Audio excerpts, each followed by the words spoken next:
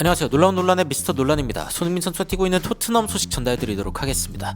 토트넘이 카라바오컵도 탈락하고 FA컵도 탈락하고 리그에서도 딱히 희망이 없는 상황 가운데 유로파리그 딱 하나만 남아있는 상황이죠. 하지만 프리미어리그도 아예 버려둘 수는 없습니다. 특히 이번 경기는 맨유와의 경기이기 때문이죠. 특히 맨유는 이 토트넘의 부상자들이 돌아오는 것에 대해서 굉장히 민감하게 반응하고 있습니다.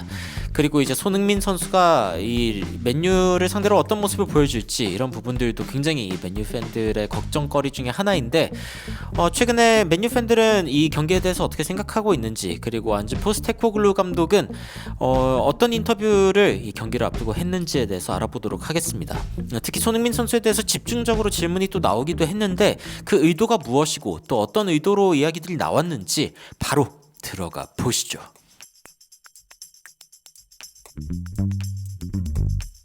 맨유에서 지금 이런 부분들에 대해서 굉장히 신경을 쓰고 있습니다. 토트넘의 비카리오 키퍼, 그리고 미드필드진에서는 제임스 매디슨, 우도기 이런 선수들이 전부 다 돌아올 예정이다 라는 이야기가 나오고 있고요.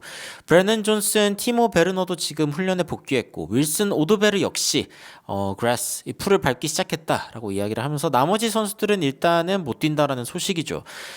나머지 선수라고 하면은 가장 이제 좀 신경이 쓰이는 부분은 바로 로메로, 그리고 이제 반더벤의 부재일 겁니다. 토트넘 입장에서는 그런 부분들이 좀 아쉽고, 그리고 맨유 입장에서는 다행이다 라고 생각할 만한 부분이죠. 토트넘에 대해서 지금 이제 이 맨유 팬들이 어떻게 생각하고 있냐면은 이 토트넘과의 경기는 True Mid-Table Mediocrity Test, 그러니까 이 미드 테이블 중위권에 있는 팀들의 누가 가장 평범한가, 누가 별로인가를 이제 알 수 있는 그런 시험 때나 다름없다라고 이야기를 하면서 이번에는 조금 더 나은 경기가 있었으면 좋겠다라고 이야기하는 맨유 팬들의 반응을 볼 수 있고, 우도기 매디슨이 부상에서 돌아왔는데 바로 선발로 뛸까? 아마 못 뛸 것 같다.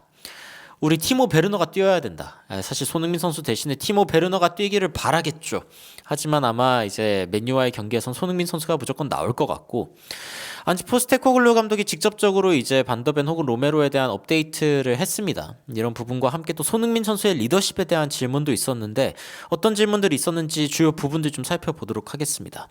일단 최근 팀 뉴스에 대해서 어떻게 생각하는지, 무슨 이야기들이 있는지 질문이 들어왔는데, 기본적으로 이제 선수들이 좀 며칠 쉬고 그리고 돌아올 수 있었다는 게 굉장히 좀 중요하다. That has been really important. 굉장히 중요했다라고 하면서 이 휴식했다는 점을 일단은 강조했습니다. 그리고 로메로랑 반더벤에 대해서는 어떻게 된 것인지에 대해서 기자들이 점점 더 이제 알려달라라고 이야기를 했는데 되게 단답으로 No, 안 된다. 내가 의사도 아니고 정확하게 이야기해 줄 수 있는 부분도 아니고, 다만 이 두 선수가 이제 훈련에 복귀한 거는 맞는데, 그러니까 여기 이야기하는 거 보면은 전부 다 지금 훈련에 돌아온 거는 맞고, 그리고 증거도 있지만 하지만 지금 당장 뛸 수는 없는 상황이다라고 이야기를 했습니다. 그리고 이제 이번 인터뷰에서 가장 흥미로웠던 부분은 바로 이 부분인데, 이 몇 주 동안 굉장히 힘든 시간을 쭉 지내다가 이번 주는 확실하게 좀 최고의 한 주를 보낼 수 있는 기회가 아니냐라고 했는데, 이제 여기에서 우리가 이번 주에 주중에 경기가 없었고 주중에 또 지지 않았기 때문에 어떻게 보면은 또 이번 주 괜찮을 수 있겠다라고 안제 포스테코글루 감독이 답하거든요. 그런데 이제 기자가 이렇게 질문합니다. Do you feel like a new you after a bit of rest? 잠깐의 휴식을 취한 다음에 좀 새롭게 태어난 것 같냐? 다시 좀 리프레시가 됐냐? 아무래도 좀 회복했냐라는 거에 대해서 물어본 것 같은데, 안지 포스테코글루 감독이 I've been grumpy, 내가 좀 화를 냈냐, 좀 성질이 더러워 보였냐. 이 grumpy라는 말은 약간 그런 느낌이죠. 그래서 이 기자가 a little bit, 약간은 좀 그래 보였다라고 인정을 합니다. 안지 포스테코글루 감독이 여기서 이제 웃으면서 이야기를 하는데, 직접적으로 어떤 이야기를 하냐면 그래, 그렇게 생각할 수 있다. 사실은 인터뷰를 일주일에 두세 번씩 한다는 것 자체가 이제 너무 힘들고, 가끔씩은 이제 잠도 못 잘 때가 있었기 때문에 사실은 항상 이제 기분 좋고 친절하고 이러기가 어렵다라고 직접적으로 인정을 했습니다. 그러면서 조금 쉼을 가질 수 있다는 게 본인에게도 좀 의미가 있었고, 그리고 내가 원래 나의 성격으로 좀 돌아왔다고 좀 많이 느꼈으면 좋겠다, 뭐 이런 식으로 인터뷰를 하면서 그 기자에게 좀 미안하다고 이야기를 하기도 했습니다. 그리고 이제 비카리오와 메디슨이 돌아왔다는 게 리더십에 또 어떤 영향이 있는지에 대한 이야기도 있었는데, 비카리오가 이제 골키퍼일 뿐만이 아니라 훈련 중에서 굉장히 존재감이 있는 그런 선수이고, 그리고 이제 비카리오가 굉장히 강한 어떤 성격, 특히 이제 많은 팀 동료들에게 도움이 될 수 있는 그런 기세를 좀 가지고 있는 선수이기 때문에 비카리오가 돌아온 게 굉장히 중요하다라고 메디슨보다는 비카리오에 대한 이야기를 집중적으로 하는 모습을 보여줬습니다. 그리고 이제 메디슨이나 우독이 선발로 출전할 수 있냐라고 거듭 물어봤는데, 메디슨은 가능성이 있고, 그리고 우독이 같은 경우에는 조금 더 경기를 못 뛴 상황이기 때문에 좀 어려울 수 있다라고 하지만 그래도 한번 보자, 아예 불가능하다고 이야기를 하진 않았습니다. 그러면서 데스티니, 뭐 브래넌 존슨, 윌슨 오도베르, 티모 베르너 뭐 이런 선수들 전부 다 이제 뛸 수는 있는 상황이기는 하겠지만 여하튼 좀 지켜봐야 되는 상황이라고 이야기를 했고요. 그리고 이 부분부터 이제 손흥민 선수에 대한 이야기가 많이 나옵니다. 손흥민 선수가 주장으로서 경기장 안팎에서 어떤 일들을 하는지 그러니까 궁금하다라는 질문이 들어왔습니다. 왜냐하면 굉장히 힘든 시기에 리더십이 굉장히 중요하지 않냐라는 질문이 들어온 거죠. 그래서 포스테코글루 감독이 이 손흥민이 사실은 굉장히 그 중요한 이유 중에 하나는 sets the standard, 기준을 세우는 사람이기 때문이다. 훈련할 때도 그렇고, 그리고 경기를 위한 준비를 할 때도 그렇고, 이 손흥민 선수가 클럽 안팎으로 하는 것들이 모두 다 예시가 된다, 본보기가 된다 라고 이야기를 하면서 손흥민 선수가 모두에게 긍정적인 영향을 주고 있는 부분이 있고, 모든 사람들이 다가오는 경기에 집중할 수 있는, 긍정적으로 집중할 수 있는 그런 이제 바탕을 좀 제공해주고 있다 라고 이야기를 하면서, 다른 선수들이 많이 지쳐있고 힘든 그런 상황에도 리더로서 그렇게 긍정적인 모습을 지속적으로 보인다는 게 팀에 굉장히 큰 역할을 하고 있다라고 이야기를 하죠. 그러면서 이제 손흥민 선수뿐만이 아니라 뭐 비카리오, 메디슨, 뭐 로메로 이런 선수들도 손흥민 선수가 지금 지고 있는 리더십의 짐을 좀 나눠줘야 된다라는 이야기를 했습니다. 손흥민 선수 혼자서 사실은 분위기를 이끌어가는 게 쉽지 않기 때문이죠. 그리고 이제 캡틴으로서 손흥민 선수가 이제 캡틴으로서 활약을 하고 있는데, 이렇게 힘든 시간에 사실은 더 좀 책임감을 많이 느끼지 않겠냐, 뭐 이런 질문들도 들어왔습니다.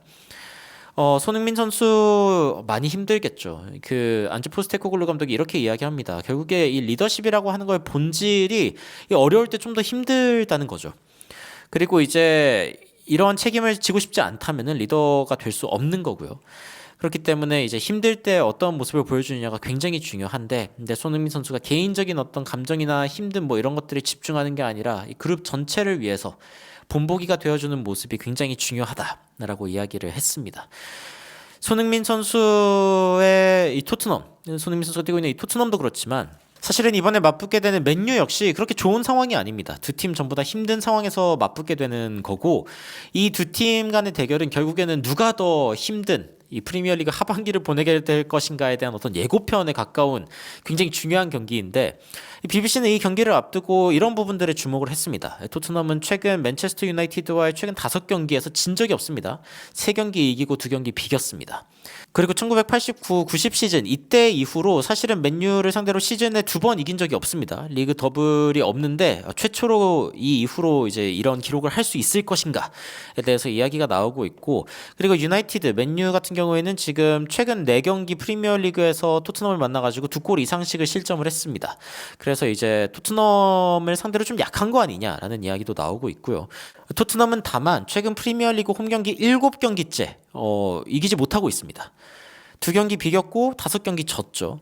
그리고 지난 경기 이제 브렌트포드를 2대0으로 이겼는데, 토트넘이 지금 연승을 거둔 지 굉장히 오래됐거든요. 지난 9월 이후로 2연승을 거둔 적이 없었습니다. 그래서 브렌트포드를 이겼고 맨유를 이기면서 연승을 이제 좀 거둬보려고 하는 그런 단계에 있다.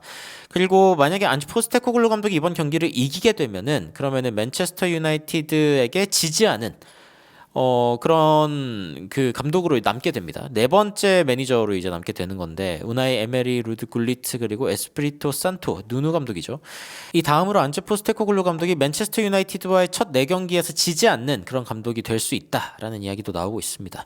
그리고 지난 경기 브렌트포드와의 경기에서 손흥민 선수가 69번째 프리미어리그 어시스트를 기록하면서 토트넘 선수로서는 이 대회에서 가장 많은 EPL 역사에서 가장 많은 어시스트를 기록한 토트넘 선수가 된 거죠. 그리고 아치 그레이도 18살보다 어린 선수 중에 25번째 선발 출전을 하면서 바르셀로나의 라민 야말 그리고 파우 쿠바라시 선수 다음으로 이 기록을 갖게 되었다라는 이야기가 있습니다. 맨체스터 유나이티드 같은 경우에는 최근 5경기 중에 4경기를 일단 이겼고요. 한 경기를 졌습니다. 4승 1패. 폼은 나쁘지 않죠. 그리고 이제 어웨이 매치 리그와 컵에서 이제 4경기의 어웨이 매치가 있었는데 그 경기들은 2승 2패를 거두면서 무패를 기록하고 있습니다. 즉 어웨이에서 차라리 좀 더 좋은 모습을 보여주고 있다라는 이야기가 나오고 있지만 루벤 아모림 감독 체제에서 딸 수 있었던 39점의 승점 중에 14점밖에 못 딴 상황이기 때문에 맨유의 현재 폼은 안 좋은, 그러니까 전체적인 어떤 분위기는 좋지 않은 게 맞고요. 그리고 문제는 맨유가 너무 많은 골을 실점하고 있다는 겁니다. 최근 아모림 감독이 이제 맡고 나서 20경기에서 32골을 실점한 상황이고 한 경기당 1.6골을 실점하고 있는 상황이기 때문에 문제가 있고 득점력도 문제가 있는데 아마드 디알로 선수가 지금 이제 맨유에서 가장 많은 골을 넣고 있지만 프리미어리그에서 단 6골밖에 못 넣었습니다. 이것도 문제가 있죠. 이 맨유와 토트넘 같은 경우에는 승점은 2점 차이밖에 안 나고 심지어 맨유가 위에 있지만 구체적인 어떤 통계를 살펴보기 시작하면은 맨유가 진짜 문제가 크다는 걸 알 수 있습니다. 특히 득점 같은 경우에는 이번 시즌 28개밖에 못했지만 토트넘은 48개를 했고요. 실점은 맨유가 34개, 토트넘이 37개로 거의 비등비등합니다. 토트넘이 좀 더 문제가 있지만. 여하튼 이 문제 있는 두 팀이 만나가지고 누가 이기게 될지 그리고 앞으로 프리미어리그 하반기에는 어느 팀이 더 놀림을 받게 될지가 이 경기를 통해서 결정이 되고 토트넘은 이 경기를 이기면 13위로 맨유와의 순위를 뒤바꿀 수 있는 그런 상황이기 때문에 조금 더 동기부여가 잘 되지 않을까라는 생각이 듭니다. 이 토트넘과 맨유의 경기를 앞두고 다양한 인터뷰 내용들을 알아봤는데요. 여러분들은 어떤 생각이 드시는지 굉장히 궁금합니다. 댓글로 의견 남겨주시면 더욱 흥미롭고 또 재밌는 정확한 외신 소식으로 찾아뵙도록 하겠습니다. 이상 놀라운 논란 미스터 논란이었습니다. 시청해주셔서 감사합니다.